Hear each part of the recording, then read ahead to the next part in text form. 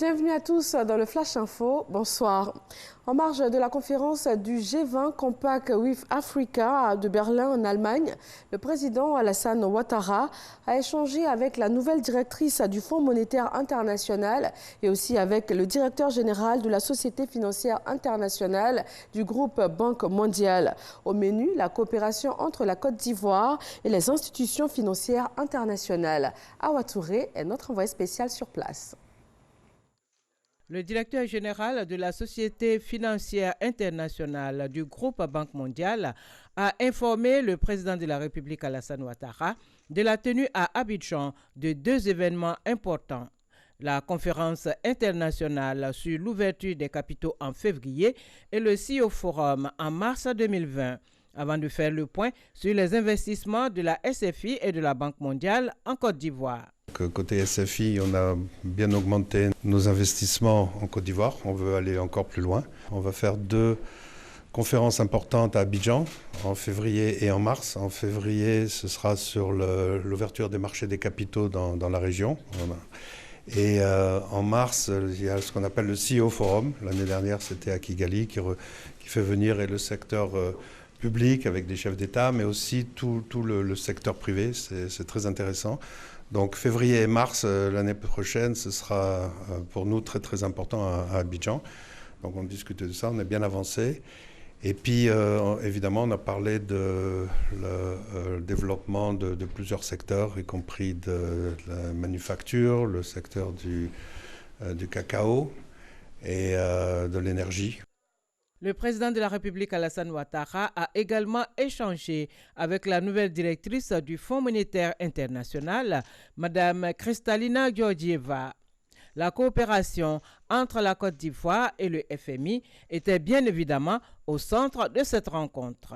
Économiste bulgare, Kristalina Georgieva a succédé le 1er octobre à la Française Christine Lagarde à la tête de l'institution internationale. Le deuxième salon de l'épargne, de l'investissement et du patrimoine s'est ouvert ce mardi à Abidjan.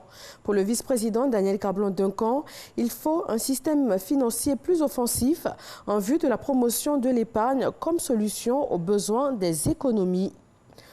Une dizaine d'artisans ivoiriens préparent leur participation au prochain Salon international des biens et consommations qui va se tenir en février prochain à Francfort en Allemagne. Le ministère de l'Artisanat leur donne les armes nécessaires afin de tirer leur épingle du jeu à l'issue de cette rencontre internationale à venir. Elle bénéficie également de formations. 100 femmes ivoiriennes entrepreneurs sont formées à la gestion des coûts de revient. Il s'agit pour elles de réussir à optimiser l'utilisation des crédits octroyés dans le cadre du fonds Bassi ouvert par l'État de Côte d'Ivoire. L'agence Côte d'Ivoire PME, chargée de l'accompagnement de ces entreprises, entend ainsi orienter l'entrepreneuriat féminin. L'actualité sur le continent nous conduit dans un premier temps au Mali. Une nouvelle attaque a frappé les forces armées dans le nord du pays. 24 militaires et 17 terroristes ont été tués et plusieurs personnes ont été blessées. Une opération qui aurait été minutieusement préparée par des groupes terroristes. Cette nouvelle attaque intervient en plein forum sur la paix et la sécurité en Afrique dans la capitale sénégalaise.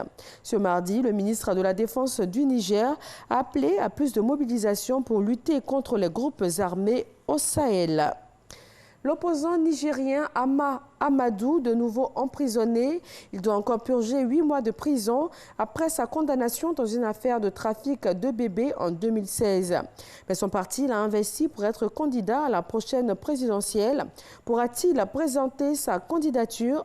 Seule une amnistie peut le lui permettre, car il aura un casier judiciaire chargé et ne pourra pas présenter à la Cour constitutionnelle un casier vierge. La justice nigérienne l'a également déchu il y a quelques mois de toutes ses capacités à diriger un parti politique. Et puis en Algérie, pour finir, la campagne pour le scrutin présidentiel du 12 décembre a démarré. Les 5 candidats ont cependant bien du mal à la mener.